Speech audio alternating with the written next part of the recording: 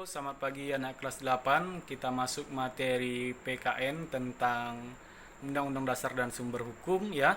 Nanti saya akan memberi sebuah video. Di video tersebut kalian akan mendapatkan ringkasan ya. Jadi cara kerjanya, tonton video yang saya kirim, lalu kalian ringkas poin-poin penting di materi tersebut ya. Selamat mengerjakan, sampai jumpa kembali. Tahukah kalian apa sih makna Undang-Undang Dasar 1945 dalam sistem hukum nasional? Seperti apakah negara hukum itu? Lalu, bagaimana sistem hukum nasional di Indonesia? Simak video ini sampai selesai ya. Jangan lupa subscribe, like, dan komen. Yang pertama, kita akan membahas Indonesia sebagai negara hukum. Berdasarkan Undang-Undang Dasar 1945 Pasal 1 Ayat 3, negara Indonesia adalah negara hukum. Negara hukum itu sendiri adalah suatu negara dengan penyelenggaraan negara berdasarkan hukum yang berlaku.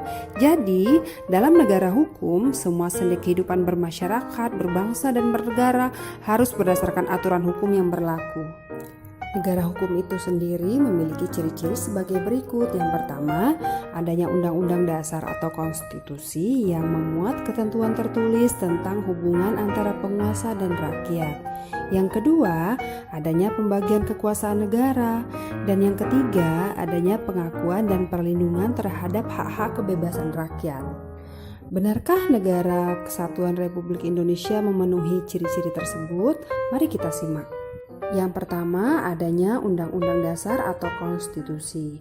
Nah, bagi bangsa Indonesia, UUD 1945 mempunyai kedudukan sebagai sumber hukum tertinggi, yaitu sumber dari segala kewenangan dan sumber dari segala badan kenegaraan. Dalam kedudukannya sebagai sumber hukum atau norma, maka UUD 1945 bersifat mengikat terhadap pemerintah, setiap lembaga negara atau masyarakat, setiap organ negara Indonesia dan penduduk di Republik Indonesia. Yang kedua, berisi norma-norma sebagai dasar dan garis besar hukum dalam penyelenggaraan negara yang harus dilaksanakan dan ditaati oleh semua warga negara, pejabat pemerintah dari tingkat daerah sampai tingkat pusat.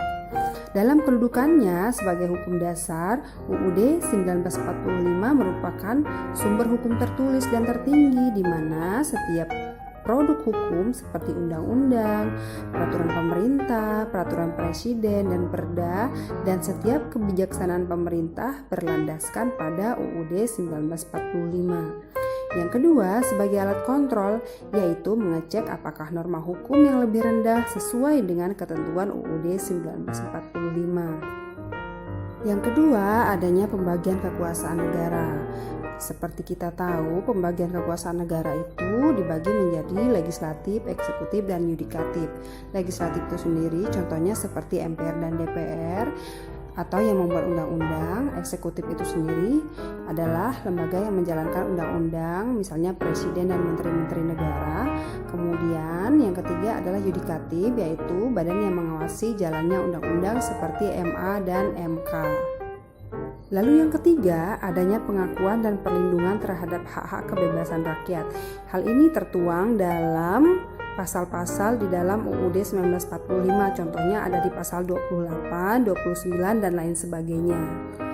Lalu seperti apa sih sistem hukum nasional di Indonesia itu sendiri? Sebagai negara hukum, maka di Indonesia dibangun sistem hukum nasional. Sistem hukum nasional itu adalah suatu tatanan hukum di negara NKRI yang menyangkut semua sendi kehidupan negara dan saling terkait satu sama lain.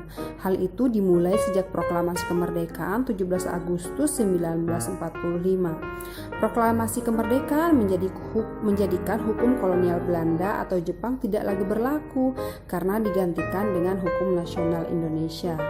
Dalam sistem hukum nasional, aturan hukum tersusun secara terstruktur dan hierarkis atau bertingkat. Susunan hierarkis aturan hukum dalam sistem hukum nasional terdiri atas dua jenis secara bertingkat. Yang pertama, yaitu peraturan dasar atau hukum dasar. Apa sih yang dimaksud peraturan dasar atau hukum dasar itu? Yaitu peraturan yang berisi norma-norma dasar dalam penyelenggaraan negara sehingga mempunyai kedudukan tertinggi sebagai konstitusi negara. Konstitusi atau undang-undang dasar adalah kelompok ketentuan yang mengatur organisasi negara dan susunan pemerintahan negara. Hukum dasar diartikan juga sebagai norma dasar bagi pembentukan peraturan perundang-undangan yang merupakan sumber hukum bagi pembentukan peraturan perundang-undangan di bawah UUD 1945. Nah, wujud nyata peraturan dasar Indonesia ini dibagi menjadi 3. Yang pertama, naskah induk UUD 1945. Yang kedua, naskah perubahan UUD 1945. Dan yang ketiga, naskah pelengkap yang berupa piagam dasar, misalnya Piagam Hak Asasi Manusia.